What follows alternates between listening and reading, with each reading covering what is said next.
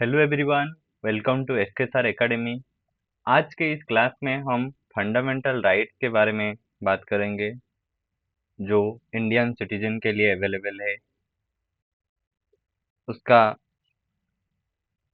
Features और क्या क्या लिमिटेशन है फंडामेंटल राइट का। इन सब चीज़ों के बारे में आज हम बात करेंगे। क्लास शुरू करने से पहले अगर आप इस चैनल पर नए हैं तो please do like, subscribe and share it to your friend. Okay, first thing is fundamental right क्या है जानते हैं। फंडामेंटल राइट्स शायद आप जानते होंगे। राइट्स मतलब rights is basically A claim which were taken by an individual or claimed by an individual.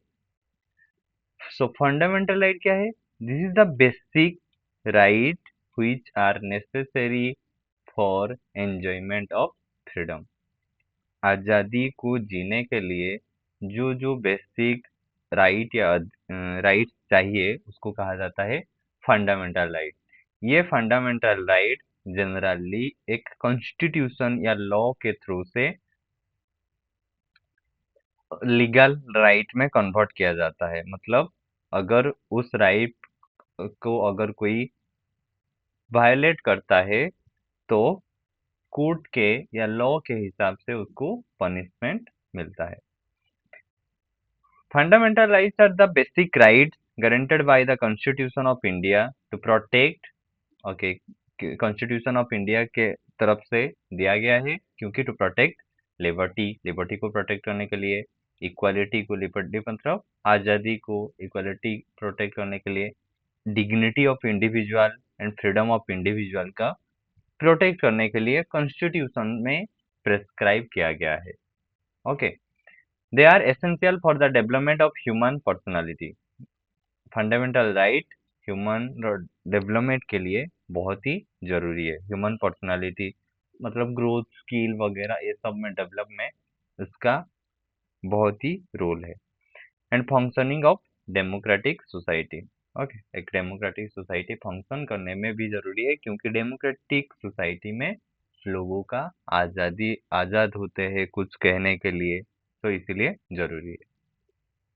Fundamental rights are mainly contained in part 3 of the constitution article 12 to 35।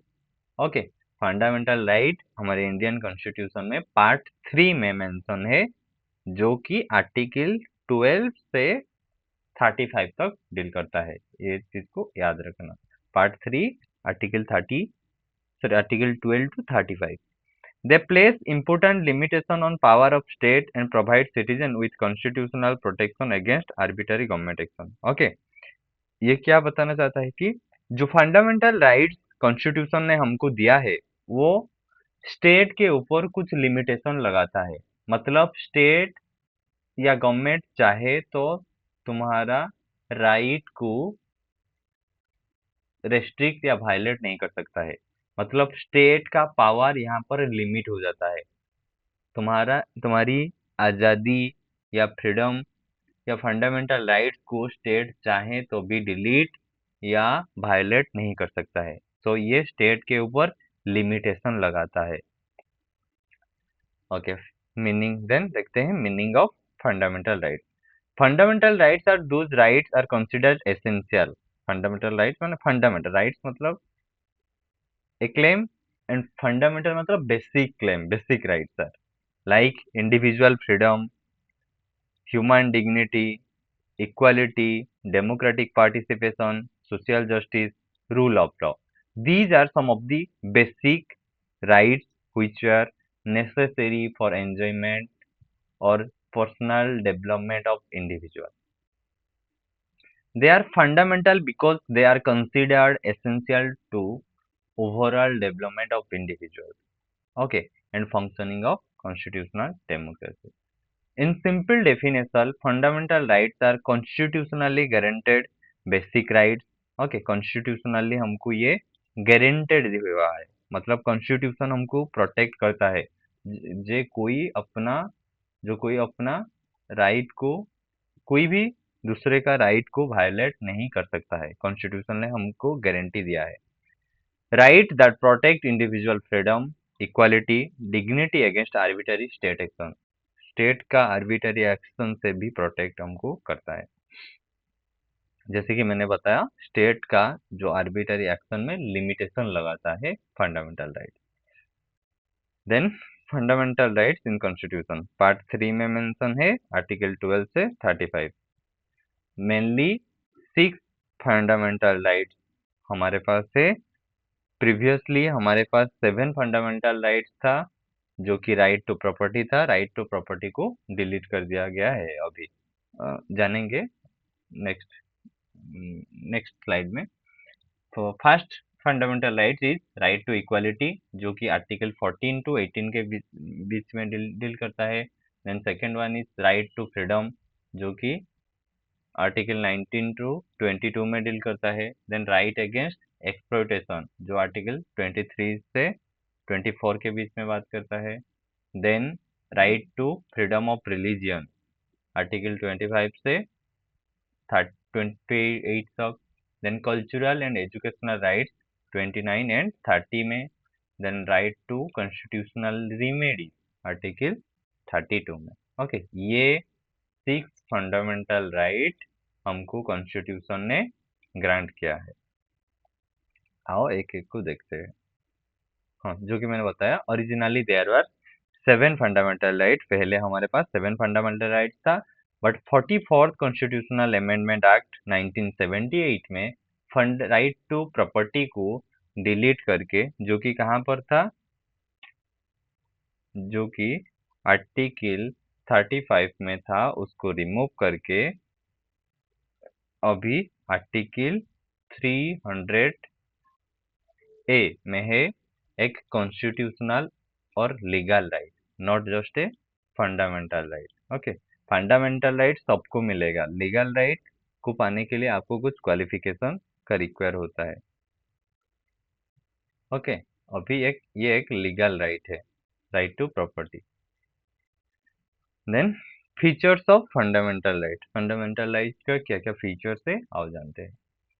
First one is constitutional protection. Fundamental right हमको constitutional protection देता है हमारे personality development के लिए, freedom के लिए। Okay, guaranteed bye constitution itself. Okay, fundamental right हमको constitution protect करता है, कोई वायोलेट ना करे तो। Then justiciable. ओके, अगर किसी सिटीजन का या इंडिविजुअल का फंडामेंटल राइट वायोलेट होता है तो वो कोर्ट में केस कर सकता है, और कोर्ट के प्रोसीडिंग के हिसाब से उसको जस्टिस मिलता है। So that's why fundamental rights are justiciable in nature. Then third one, limitation on state power. जैसे कि मैंने पहले ही बताया है, अगर स्टेट के पास पावर लिमिटेड है to interfere in on individual liberty.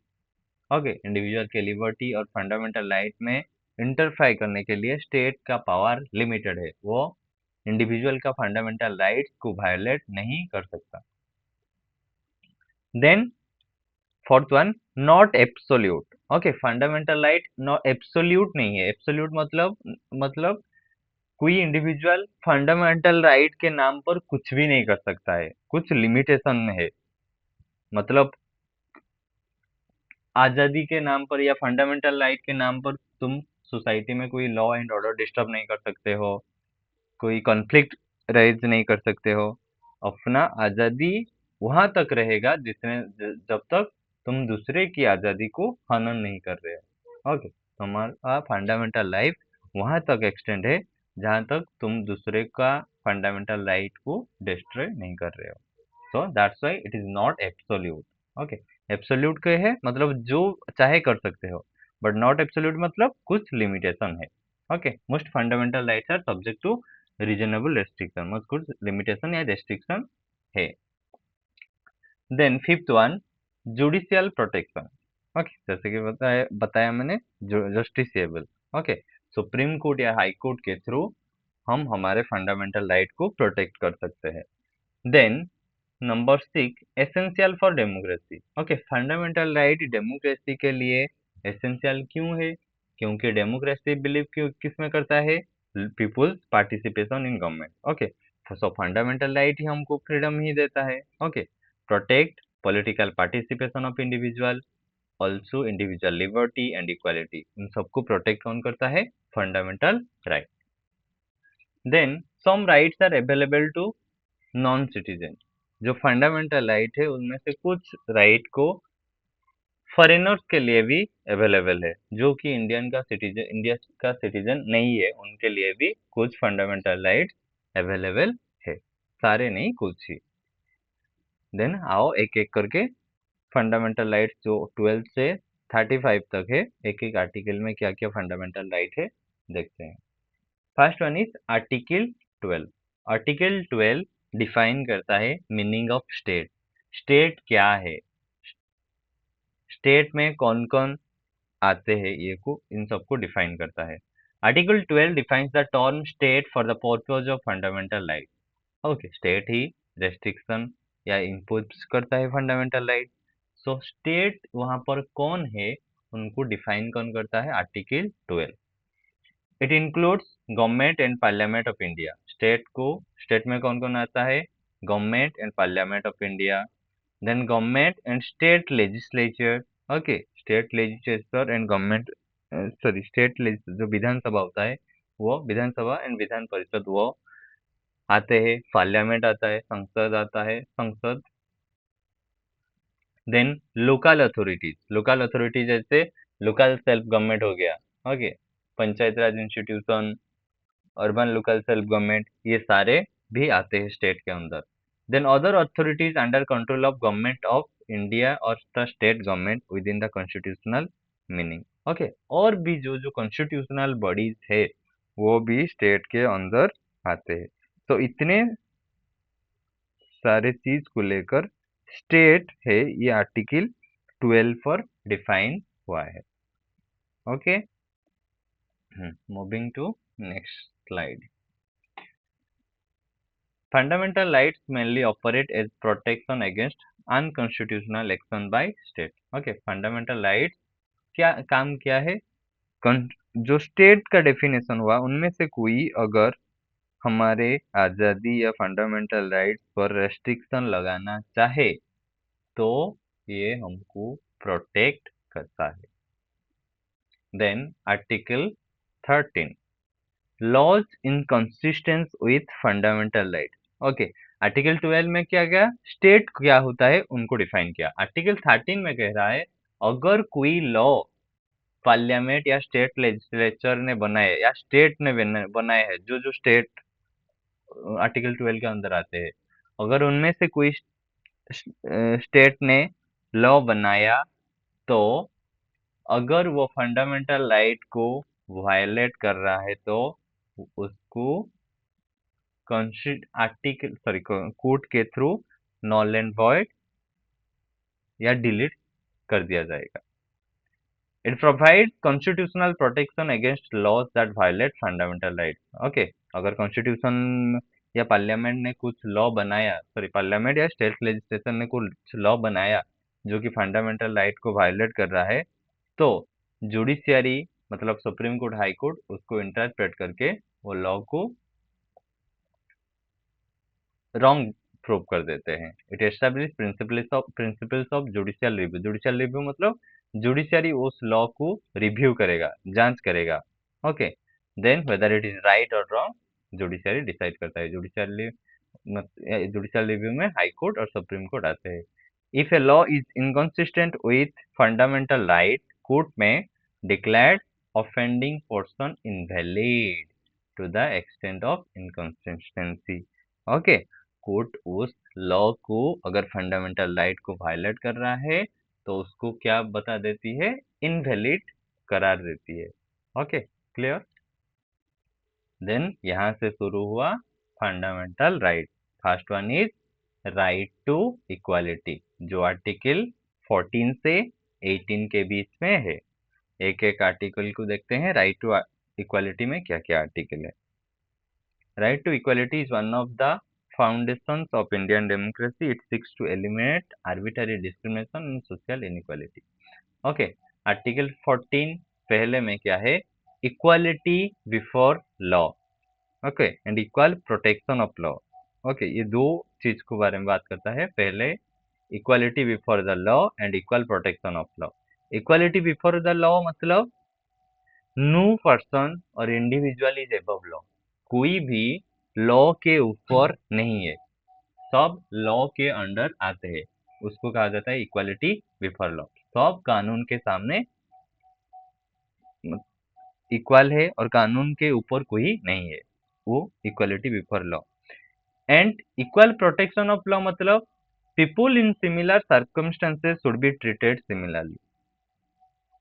Everyone, despite their caste, religion, sex, all are treated to be equal in the eyes of law. Law के सामने में कोई डिस्क्रिमिनेशन नहीं रहेगा, सबको इक्वल नजर से देखता है law. While reasonable classification may be permitted when constitution not justified, कुछ रेस्ट्रिक्शन या रीजनेबल रेस्ट्रिक्शन लगाया जा सकता है अगर कॉन्स्टिट्यूशन चाहे तो। The law should not arbitrarily favor one person over another. Okay, law arbitrarily किसी एक पर्सन को प्रायोरिटी नहीं दे सकता है एक अनदर पर्सन से। ओके, सबको एक नजर से देखता है लॉ। ओके, ये आर्टिकल 15 में था, equality before the law and equal protection of law, याद रखना।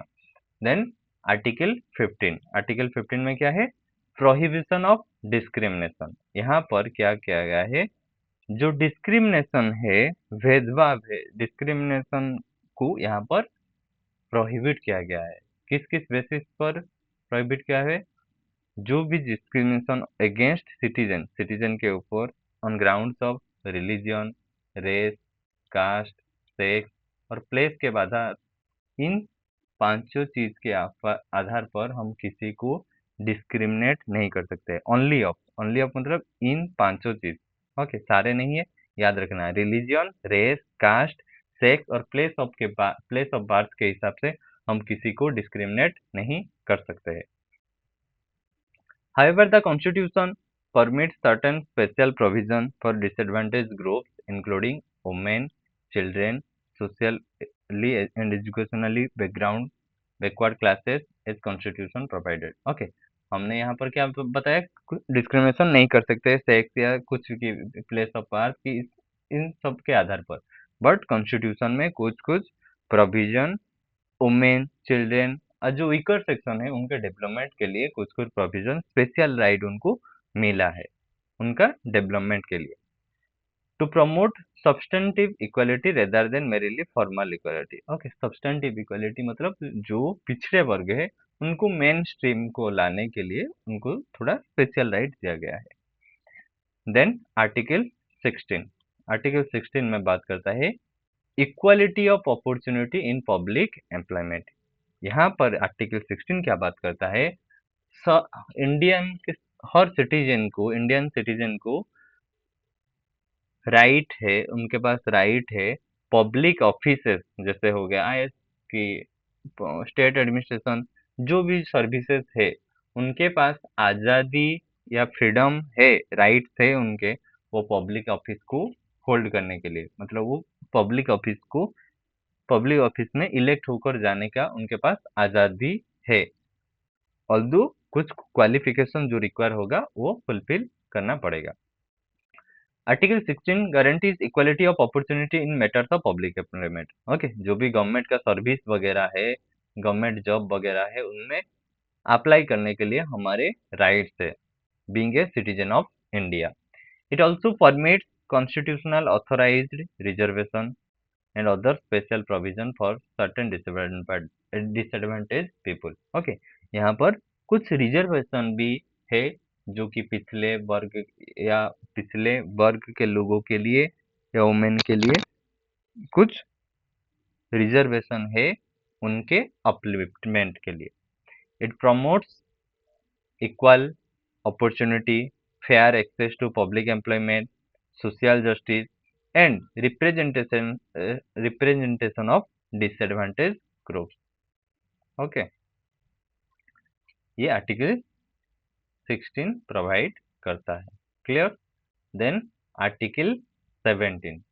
आर्टिकल 17 कहता है abolition of untouchability. Okay, article 70 कहता है अनटचेबिलिटी, जो छुआ अछुआ भेदभाव है उनको एबोलिश करना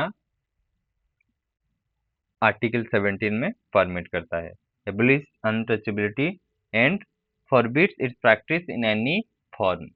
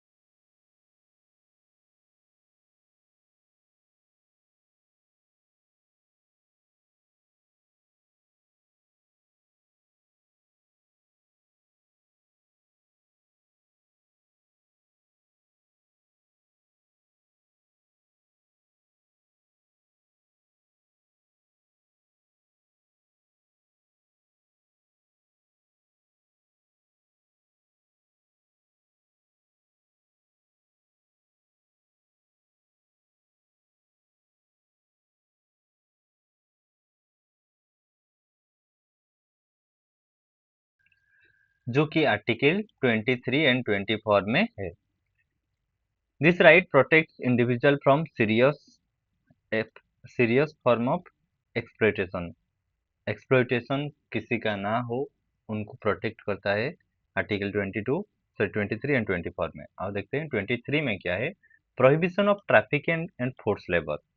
प्रोहिबिशन आर्टिकल 23 में हमको प्रोवाइड किया है, किसी भी तरह का ह्यूमन ट्रैफिकिंग हम नहीं कर सकते। ट्रैफिकिंग मतलब लोगों का खरीदारी या बेचना। किसी ह्यूमन को हम बेच नहीं सकते, खरीद नहीं सकते, यहाँ यहाँ पर प्रोहिबिट किया गया है। या किसी को फोर्स लेबर हम नहीं कर सकते हैं, मतलब किसी को फोर्स करके काम करवाना हम नहीं कर सकते हैं। यहाँ आर्टिकल 23 पर प्रोटेक्टेड है। It prohibits trafficking in human being. Okay, human being को हम खरीद या बेच नहीं सकते। यहाँ पर है begar, force labour, similar forms of exploitation. ये सारे एक्सप्लॉइटेशन को यहाँ पर रेस्ट्रिक्ट किया गया है आर्टिकल 23 में। It protects human dignity and individual freedom. Okay, then article 24 में है prohibition of child labour in certain employment. Okay, child labour को यहाँ पर प्रोहिबिट किया गया है। चाइल्ड मतलब जो बिलो 14 ईयर्स के एज ग्रुप में है, उनको, चिल्ड्रेन बिलो 14 ईयर्स से उनको फैक्ट्रीज, माइंस या हार्डजरस एम्प्लॉयमेंट में हम एंगेज नहीं कर सकते। मतलब चाइल्ड एम्प्लॉयमेंट को यहाँ पर रेस्ट्रिक्ट किया गया है। जो 14 के नीचे जो भी चिल्ड्रेन है, उनको हम काम पर नहीं रख सकते हैं। वो बेसिकली बात करता है। The purpose is to protect children from exploitation and dangerous working condition. Okay, छोटे बच्चों को प्रोटेक्शन के लिए हम ये कॉन्स्टिट्यूशन में प्रेस्क्राइब है। Then number 4, right to freedom of religion. Okay, religious freedom article हमको फंडामेंटल राइट में भी प्रोवाइड किया गया है इन द नंबर 4, जो कि 25 से 28 के बीच में बात करता है। आर्टिकल 25 से 28 में, India is a secular state, the constitution protect religious freedom. Secular state के बारे में मैंने बात किया था। सेकुलरिज्म क्या है पिछली क्लास में, जहाँ पर स्टेट का कोई ऑफिशियल रिलीजन नहीं होता है। स्टेट किसी रिलीजन के सिर्फ प्रमोट नहीं करता है, वो सेकुलर स्टेट होता है। Freedom, first one is article 25, freedom of conscious and religion.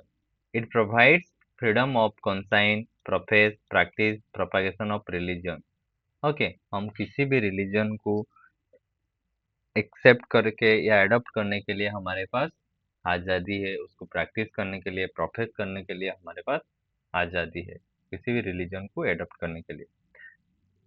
This freedom subject to restriction है public order, morality, health and other provision of part 3। कुछ कुछ रेस्ट्रिक्शन है, सब सब फंडामेंटल राइट्स में। देन आर्टिकल 25 में, freedom to manage religious affairs. हम जो रिलीजन एडॉप्ट किए, उस रिलीजन का जो जो अफेयर्स है, उन सबको मैनेज करने के लिए हमारे पास आज़ादी है। एवरी रिलीजियस डोमिनेशंस और section has right subject to constitutional limitation, establish and maintain religious institution, manage its own affairs in matters of religion, own and acquire property, administer such property according to the law। Okay, religious institution कोई property को acquire कर सकते हैं, administrate कर सकते हैं, उनके पास आज़ादी है, बट लॉ के बेसिस पर, कोई अनलॉफुली नहीं है। Then article 27, freedom from religious taxation. Article 27 बात करता है कि हम किसी भी इंडिविजुअल को फोर्स नहीं कर सकते हैं रिलीजियस टैक्स देने के लिए। जो रिलीजियस चंदा होता है ना, उसको हम किसी को फोर्स नहीं कर सकते हैं डोनेट करने के लिए। ये कॉन्स्टिट्यूशनली पर हमारा राइट सेफगार्ड किया गया है, बट सोसाइटी में अभी भी होता है, बट वो इलीगल है। No person can be compelled to pay tax specifically appropriate for promotion of maintenance of particular religious और रिलीजियस डोमिनेशन। ओके, जो रिलीजियस चंदा होता है, वो हम किसी से फोर्सफुली नहीं ले सकते हैं। ओके, कोई चाहे तो इंडिपेंडेंटली दे सकता है, बट जोर जबरदस्त करके हम किसी से नहीं ले सकते हैं। देन article 28, religious instruction in educational institution. Okay, ये क्या क्या कहता है? Deals with religious instruction in educational institution. It provides different roles depending on whether an institution is wholly maintained by state, administered under endowment or trust, or otherwise covered under constitutional provision. Okay, article 28 में बात करता है कोई भी educational institution में हम religious teaching को promote नहीं कर सकते हैं। ओके, एजुकेशनल इंस्टीट्यूशन में हम रिलीजियस एक्टिविटी को प्रैक्टिस नहीं कर सकते। ये आर्टिकल 28 में provided. State educational institution cannot be provided religious instruction in constitutionally prohibited manner. Okay, state या गवर्नमेंट स्कूल में हम एजुकेशनल इंस्टीट्यूशन में हम किसी रिलीजन का प्रैक्टिस या प्रमोशन नहीं कर सकते हैं। देन आर्टिकल नंबर 22, 29 एंड 30 में कल्चरल एंड एजुकेशनल राइट हमको प्रोवाइड किया गया है। कल्चरल एजुकेशनल राइट्स में यहाँ पर मेनली माइनॉरिटीज के जो जो भी राइट्स है, इन सब चीज़ों के बारे में हम बात करते हैं। These rights protect cultural and educational rights interest of minorities. Minorities मतलब जो जिनके नंबर बहुत कम है सोसाइटी में, मतलब माइनॉरिटीज कम्युनिटीज है जिनका पॉपुलेशन बहुत ही कम है, उनका प्रोटेक्शन के लिए भी कॉन्स्टिट्यूशन में कुछ सेफगार्ड दिया गया है। ओके, पहला वन इज आर्टिकल 29 जो कि प्रोटेक्ट करता है language, script and culture. Okay, minorities का लैंग्वेज, स्क्रिप्ट और कल्चर को प्रोटेक्ट करता है। Okay, right to conserve, minorities का लैंग्वेज, स्क्रिप्ट और कल्चर को प्रोटेक्ट और प्रिजर्व करने के लिए उनके पास राइट है। It also protect citizens against certain form of discrimination in administration to state and maintain a state aided educational institution. Okay, minorities का राइट को प्रोटेक्ट करने के लिए, उनके कल्चर को प्रोटेक्ट करने के लिए 29 में बात करता है। Then article 30, rights of minorities to establish educational institution. Minorities का एजुकेशनल इंस्टीट्यूशन एस्टेब्लिश करने का राइट्स यहाँ पर दिया गया है। Religious and linguistic minorities have right to establish and administer educational institution of their choice and subject to constitutional regulation. Okay, minorities अगर चाहें तो उनका खुद का एजुकेशनल इंस्टीट्यूशन खुलकर उनके कल्चर या लैंग्वेज या स्क्रिप्ट को वो प्रमोट कर सकते हैं।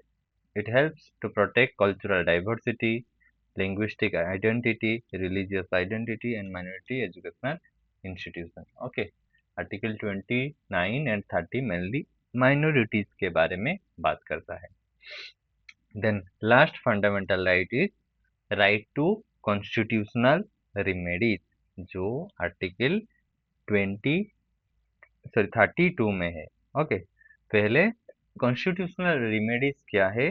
जो भी ऊपर हम 5 फंडामेंटल राइट के बारे में बात किए, अगर उनमें से कोई हमारा फंडामेंटल राइट को वायलेट करता है तो हम किस बेसिस पर उसको कोर्ट पर चैलेंज कर सकते हैं, वो कॉन्स्टिट्यूशनल रेमेडीज या आर्टिकल फंडामेंटल राइट 6 में बताया गया है, आर्टिकल 32 में। Okay, it is the one of the most important provision for protecting fundamental right. Okay, ये फंडामेंटल राइट को प्रोटेक्ट करता है, although it is also a fundamental right. It gives individual right to, okay, individual को right देता है to approach supreme court for enforcement of fundamental right. ये individual को right देता है क्या? सुप्रीम कोर्ट को अप्रोच करने के लिए अगर उनका कोई फंडामेंटल राइट वायलेट हुआ तो, आर्टिकल 32 में एंड आर्टिकल 226 में हाई कोर्ट में भी हम चैलेंज कर सकते हैं। Doctor B R Ambedkar famously described that Article 32 is the heart and soul of Constitution. Okay, B R Ambedkar कहते हैं article 32 heart and soul of Indian constitution है। देन इनमें ये जो कॉन्स्टिट्यूशनल रेमेडीज है, हम इनमें 5 रीट्स हमको प्रोवाइड किया गया है। Okay, court can issue important writs to protection of right. ये सब रीट्स में court, supreme court and high court interpret करके प्रोवाइड करता है। First one is habeas corpus, mandamus, prohibition, certiorari and quo warranto. ये 5 रीट्स हमको प्रोवाइड किया गया है आर्टिकल नंबर 32 में। पहला one is habeas corpus, means you may have the body. Okay, मतलब यहाँ पर क्या बात करना चाहता है, it use to challenge unlawful detention. Habeas corpus में कोर्ट कहता है अगर कोई इंडिविजुअल को अनलॉफुल वे में, ओके, इलीगल वे में अरेस्ट कर कर पुलिस कहाँ पर छुपा कर रखा है, तो कोर्ट ऑर्डर देता है क्या, तुम उस इंसान को मजिस्ट्रेट के सामने पेश करो। ओके, मजिस्ट्रेट के सामने लाओ। वो कोर्ट हेबियस कॉर्पस के थ्रू प्रोवाइड करता है। हेबियस कॉर्पस मतलब जो इलीगली जिसको अरेस्ट किया गया है, कोर्ट कहता है उनको कोर्ट के सामने प्रेजेंट करो हेबियस कॉर्पस में। मेंडामस में क्या करता है, we command. Okay, we command मतलब वी मतलब यहाँ पर कोर्ट है, जुडिशरी है। It direct public authority to perform legal and public duty.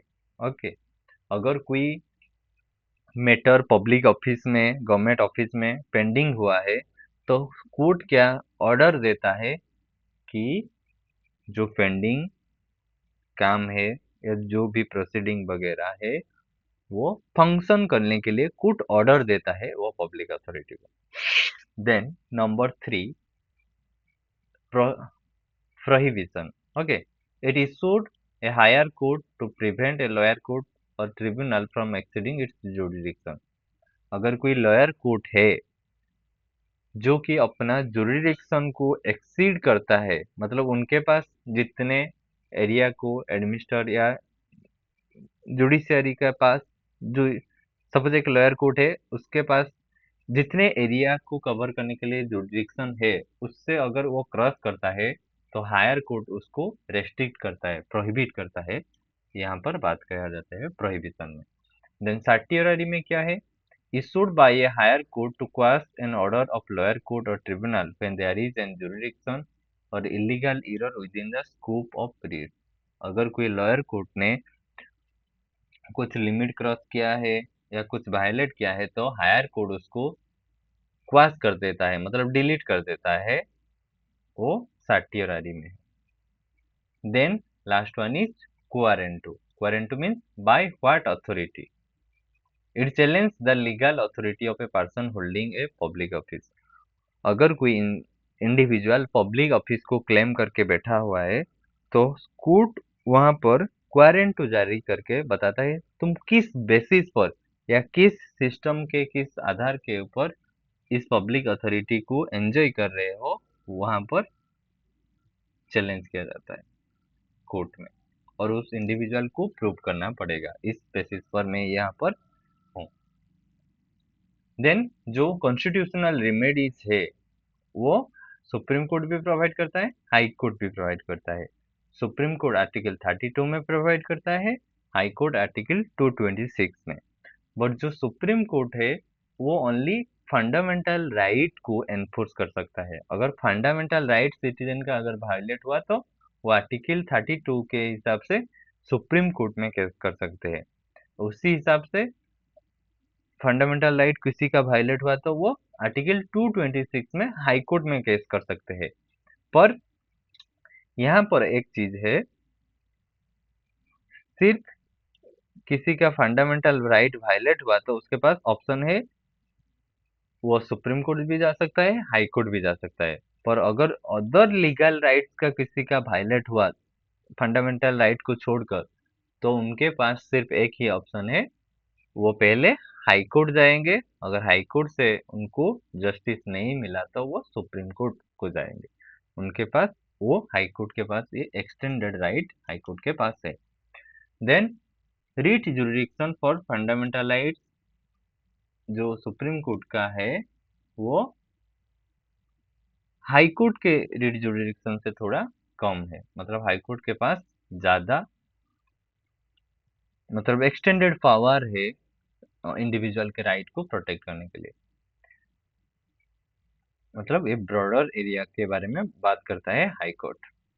Then important point, high court generally have wider jurisdiction. याद रखना हाई कोर्ट के पास वाइडर मतलब लार्ज रीट जुरिडिक्शन है under article 226 because they can issue writs not only fundamental right but also for any other purpose.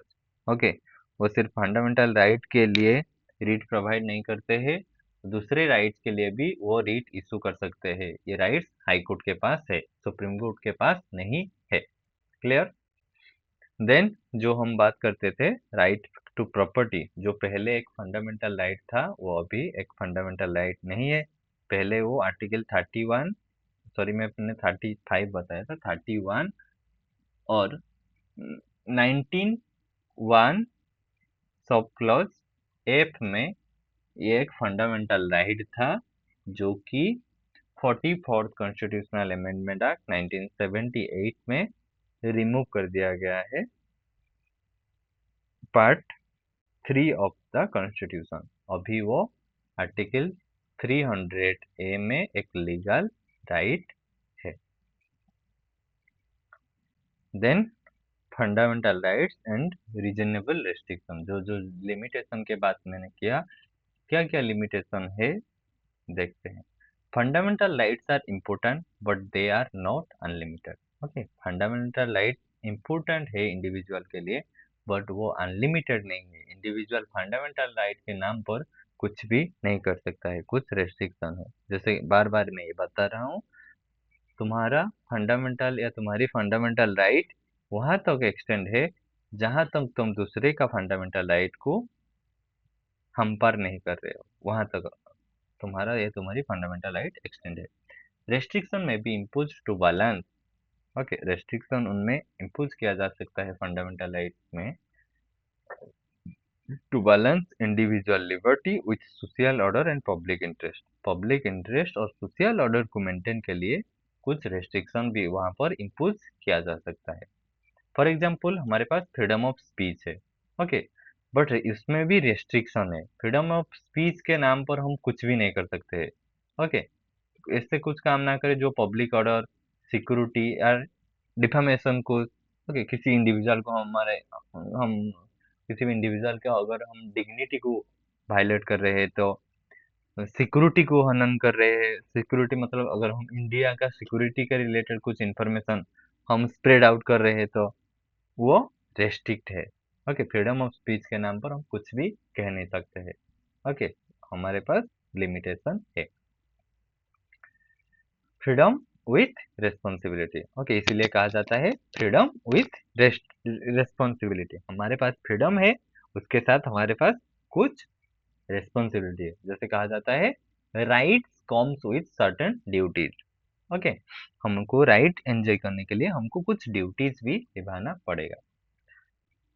Then fundamental right and directive principle जो DPSP है उनमें क्या क्या रिलेशन है और जानते हैं। Fundamental rights and directive principles are both essential for constitutional system. Okay, पहला फंडामेंटल राइट पार्ट 3 में है, डीपीएसपी पार्ट 4 में है। देन फंडामेंटल राइट्स आर्टिकल 12 से 35 के बीच में है एंड डायरेक्टिव प्रिंसिपल आर्टिकल 36 से 51 के बीच पे है। Fundamental right mainly protects individual rights whereas directive principle provides socio-economical developmental goals to state. It's generally justiciable but directive principle non justiciable. मतलब जस्टिसेबल मतलब अगर कोई वायलेट करता है तो कोर्ट पे केस कर सकते हो, अगर डीपीएस की भी को स्टेट वायलेट करता है तो तुम कोर्ट पे केस नहीं कर सकते हो, कोर्ट में केस नहीं कर सकते हो। Emphasis individual liberty and equality, ये इंडिविजुअल लिबर्टी एंड इक्वालिटी के ऊपर फोकस करता है और DPSP social and economic welfare के ऊपर फोकस करता है। Acts as a limitation on state power, ये स्टेट के पावर को लिमिट करता है, बट ये डीपीएसपी क्या करते हैं, guides the state in policy making, state को गाइड करता है, पाथवे दिखाता है पॉलिसी मेकिंग में। Modern constitutional approach. The Supreme Court has emphasized the fundamental rights and directive principles should generally be understood as complementary rather than permanently competing constitutional principles. Okay, supreme court ने एक judgement में कहा था कि fundamental rights और DPSP both are complimented, मतलब inter related, हम दोनों को एक दूसरे का ऑपोजिट की तरह नहीं देखना चाहिए। तो उसी तरह हम देखते हैं फंडामेंटल राइट्स और फंडामेंटल ड्यूटीज में क्या क्या डिफरेंस है। फंडामेंटल राइट्स पार्ट 3 में है, fundamental duties part IV-A, part 4A में है। वो आर्टिकल 32 से 35 से के बीच में फंडामेंटल राइट्स है, and fundamental duties article 51A में है। It protects individual freedom, it encourage responsible citizen. एक रेस्पॉन्सिबल सिटीजन का क्या क्या ड्यूटीज होगा वो फंडामेंटल ड्यूटीज हमको बताता है। Then fundamental duty mostly enforce through court, court के थ्रू से हमको एनफोर्स किया जाता है फंडामेंटल राइट्स को, generally not directly enforceable by court of law. Okay, court में हम डायरेक्ट केस नहीं कर सकते अगर कोई फंडामेंटल ड्यूटी मेंटेन नहीं कर रहा है, बट इनडायरेक्टली हम कर सकते हैं किसी कानून के थ्रू पर। ओके, कुछ लॉ बनाया गया है तो जो फंडामेंटल राइट के प्रोविजन को लेकर उस प्रोविजन को कोई अगर वायलेट करता है तो हम कोर्ट पर केस कर सकते हैं, और डायरेक्टली अगर कोई फंडामेंटल ड्यूटीज को वायलेट करता है तो हम कोर्ट में केस नहीं कर सकते। Fundamental right place obligation on state. Okay, state के ऊपर, मतलब स्टेट का ड्यूटीज है हमारे को फंडामेंटल राइट प्रोवाइड करने के, बट ये fundamental duty mainly remain on citizen of constitutional responsibility. ये सिटीजन का क्या मतलब, हमारे क्या ड्यूटीज है स्टेट के ऊपर। फंडामेंटल राइट क्या करता है, स्टेट का ड्यूटी है इंडिविजुअल को फंडामेंटल राइट प्रोवाइड करने के लिए, बट वेरेज फंडामेंटल ड्यूटीज क्या कहता है, जो इंडिविजुअल का क्या ड्यूटीज है टुवर्ड्स द स्टेट, स्टेट के ऊपर इंडिविजुअल का क्या क्या ड्यूटीज है वो बात करता है। Fundamental right freedom of speech, fundamental duty respect constitutional and promote harmony of the society. Okay, ये बोथ आर इंटर रिलेटेड। अगर फंडामेंटल ड्यूटी ना होगा तो फंडामेंटल राइट ना नहीं रहेगा। ओके, इसीलिए कहा जाता है rights comes with certain duty. अगर कोई अपना ड्यूटी नहीं निभाएगा तो राइट्स कहाँ से आएगा। कोई अपन खुद का ड्यूटी निभा रहा है और इसीलिए हम अपना राइट एंजॉय कर रहे हैं। Okay, then important court cases related to fundamental right. Okay, देखते हैं। पहला one is Golaknath versus state of Punjab 1967।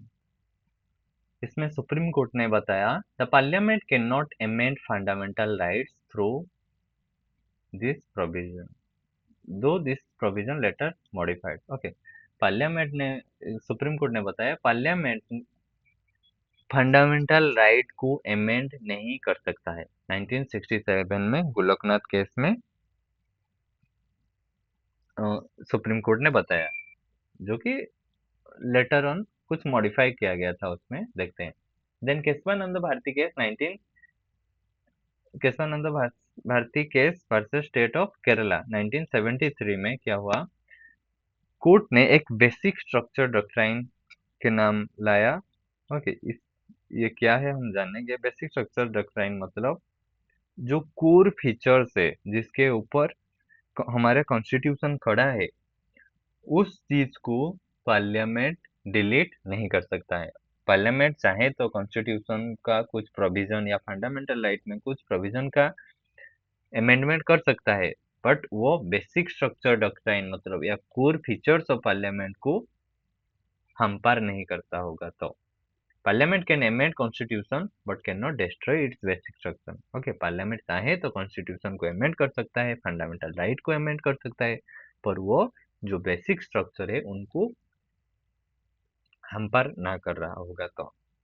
Then Maneka Gandhi case versus union of India 1978 में सुप्रीम कोर्ट ने आर्टिकल 21 को इंटरप्रेट किया and emphasize fairness and reasonableness in protect procedure affecting personal liberty के बारे में, उसको कैसे बेहतर वे में प्रोटेक्ट किया जा सकता है, उनके बारे में बात किया था कब, Maneka Gandhi and union of India case में। देन Minerva mills case versus union of India 1980 में सुप्रीम कोर्ट ने कहा emphasize the importance of harmony between fundamental rights and directive principles। Okay, ये कहा हारमोनी बिटवीन, कैसे हम फंडामेंटल राइट्स और डायरेक्टिव प्रिंसिपल्स के बीच में हारमोनी बिल्ड कर सकते हैं, दोनों एक दूसरे का अपोजिट ना रहे, उनके बारे में बात किया गया था कब, Minerva mills case and versus union of India case 1980। Then number 5, justice K S. Puttaswamy versus union of India 2017 में recognize right to privacy under article 21 में। राइट टू प्राइवेसी को एक कॉन्स्टिट्यूशनल स्टेटस मिला, protected fundamental rights arising primarily from guarantees of part 3। Okay, part 3 में article 21 में right to privacy को भी incorporate किया गया। Then fundamental rights during emergency, emergency के पीरियड पर, जो कि जैसे नेशनल इमरजेंसी हो गया, फाइनेंशियल इमरजेंसी हो गया, स्टेट इमरजेंसी हो गया, उस आपातकालीन परिस्थिति या सिचुएशन में क्या क्या रेस्ट्रिक्शन लगाया जा सकता है फंडामेंटल राइट में, हम देखते हैं। The constitution contains special provisions regarding operation and enforcement of fundamental rights during an emergency. Okay, constitution कुछ प्रोविजन प्रिस्क्राइब किया है, सर्टेन लिमिटेशन लगाया जाता है फंडामेंटल राइट में इमरजेंसी के टाइम पीरियड में। And important constitutional safeguard is that Article 359, the President may suspend right to move courts for enforcement of specific fundamental rights during emergency, but Article 20 and 21 cannot be suspended under Article 359। Okay, Article 359 में क्या बता रहा है, emergency के time period में president चाहे तो हमारे फंडामेंटल राइट्स को कोर्ट में एनफोर्स होने को रेस्ट्रिक्ट कर सकते हैं, जितने भी फंडामेंटल राइट्स है, मतलब उनमें रेस्ट्रिक्शन लगाया जा सकता है, ओनली आर्टिकल 20 और 21 को छोड़कर। याद रखना, जब इमरजेंसी पीरियड लगता है, उस समय पर सारे फंडामेंटल राइट को रिमूव कर दिया जाता है, एक्सेप्ट, मतलब उनमें रेस्ट्रिक्शन लगाया जाता है सिर्फ आर्टिकल 20 और 21 को छोड़कर। This protects against this protection was strengthened by 44th constitutional amendment act 1978। 44th amendment act 1978 में ये प्रोविजन लाया गया था, मतलब स्ट्रेंथन किया गया था। ओके, then importance of fundamental rights. Fundamental rights का इम्पोर्टेंस क्या है, देखते हैं। Fundamental rights are important because they protect individual liberty. Okay, fundamental right क्या करता है, इंडिविजुअल लिबर्टी को प्रोटेक्ट करता है from arbitrary action of state का आर्बिटरी एक्शन से प्रोटेक्ट करता है इंडिविजुअल लिबर्टी को। प्रमोट्स इक्वालिटी, ओके, ये इक्वालिटी प्रमोट करता है। They challenge discrimination and social inequality को चैलेंज करता है। Then third one is protect human dignity, human dignity को प्रोटेक्ट करता है। They provide constitutional protection for individual dignity. Then strengthen democracy, democracy को स्ट्रॉन्ग बनाता है through freedom of speech, association, political participation are essential to democratic government, ये सब provide करता है fundamental right. Then protect minorities, minorities की cultural religious freedom को protect करता है कौन, fundamental right. Then establishes rule of law, fundamental right rule of law establish करता है।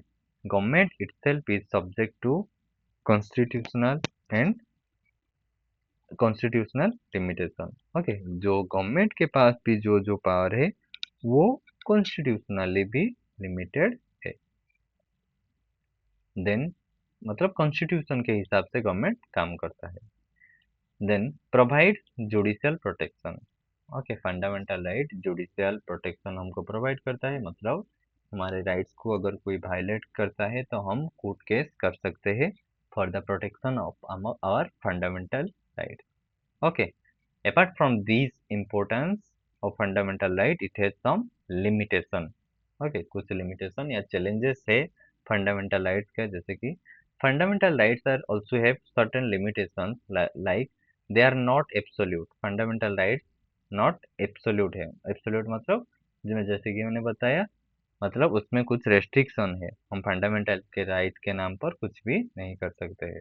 Okay, then some rights are available only to citizen. Okay, जो fundamental rights में उनमें कुछ राइट्स ओनली सिटीजन के लिए अवेलेबल है और कुछ राइट्स मतलब सारे राइट्स तो सिटीजन के लिए है, उनमें से कुछ राइट्स अदर फॉरेनर्स के लिए भी अवेलेबल है। Then third one is constitutional restriction. Fundamental right में कुछ रेस्ट्रिक्शन है, राइट्स में be restricted in accordance with constitutional provision. मतलब जो रीजनेबल रेस्ट्रिक्शन के में बात किया। Then public interest. Individual liberty must sometimes be balanced against during public order, security and other legitimate constitutional interest. Public interest को protect करने के लिए मतलब या इमरजेंसी के टाइम पर फंडामेंटल राइट को रेस्ट्रिक्ट किया जा सकता है। क्लियर? यहाँ हमारा क्लास खत्म हो गया फंडामेंटल राइट्स का। जस्ट ओवरव्यू देखते रहते हैं क्या क्या हम पढ़े। ओके, ये कुछ ट्रिक है, अगर आप चाहे तो याद रख सकते हैं। 6 fundamental rights as trick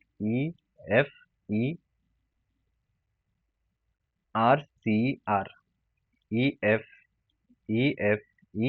EFERCR ऐसे याद से करते थे। मतलब पहला फंडामेंटल राइट इक्वालिटी के बारे में बात करता है, दूसरा फंडामेंटल राइट फ्रीडम के बारे में बात करता है, देन दूसरा one is E for exploitation से प्रोटेक्ट करता है, then fourth one is religious freedom के बारे में बात करता है, then C cultural and educational right के बारे में बात करता है, देन आर फॉर रिमेडीज मतलब कॉन्स्टिट्यूशनल रिमेडीज के बारे में बात करता है। EFERCR। क्लियर? देन आर्टिकल 14 के 18 के बीच इक्वालिटी है, 19 से 20 ये सब है, देख लेना। देन इम्पोर्टेंट फैक्ट जो कुछ याद रखना है, फंडामेंटल राइट पार्ट 3 में है, आर्टिकल 12 से 35 के बीच में है। 6 फंडामेंटल राइट अभी है, बट ओरिजिनली 7 था। राइट टू प्रॉपर्टी कब डिलीट किया गया? 44th अमेंडमेंट एक्ट 1978 में। अब वो क्या क्या राइट है? एक लीगल राइट है, किस आर्टिकल पे? आर्टिकल 300 A में। देन 6 फंडामेंटल राइट, कौन सा राइट कौन कौन सा फंडामेंटल राइट किस किस आर्टिकल में है, ये भी क्वेश्चन आ सकता है। देन कॉन्स्टिट्यूशनल रिमेडीज किस आर्टिकल में प्रोवाइड किया गया है, राइट टू एजुकेशन कब ऐड किया गया है और कौन सी आर्टिकल में है, देन एबोलिशन ऑफ अनटचेबिलिटी, ये सारे आर्टिकल के बारे में क्वेश्चन आ सकता है। और हमारे पास कितने रीड्स है कोर्ट में केस करने के लिए? 5 major writs are there. Okay, then Article 32 is heart and soul of Indian Constitution. Who said that? Dr. B.R. Ambedkar. Okay. Basic structure doctrine कब आया था? ओके, केशवानंद भारती के 1973 में आया था। ओके, ये सब चीजों के बारे में हम बात किए। फंडामेंटल राइट्स ये एक रिवीजन पेज के हिसाब से यूज कर सकते हो। पार्ट 3 में है, आर्टिकल 12 से 35 के बीच में ये सारे आर्टिकल के बारे में हमने बात किया। ये 5 फंडामेंटल राइट्स था राइट टू इक्वालिटी में, देन राइट टू फ्रीडम में ये 5 फंडामेंटल राइट्स, देन ये 2 human trafficking and force labour को एंड चाइल्ड लेबर को डिलीट किया गया है। ये सारे चीज के बारे में हमने बात की। तो आज की क्लास के लिए इतना ही था। Thank you for watching. अगर किसी चीज या टॉपिक के को समझने में दिक्कत आई तो आप फ्रीली कमेंट बॉक्स में अपना ओपिनियन दे सकते हो। अगर आप आज का क्लास कैसा लगा, आप कमेंट बॉक्स में बता सकते हैं। Okay, so please do like, subscribe and share it as well. Thank you. मिलते हैं नेक्स्ट क्लास।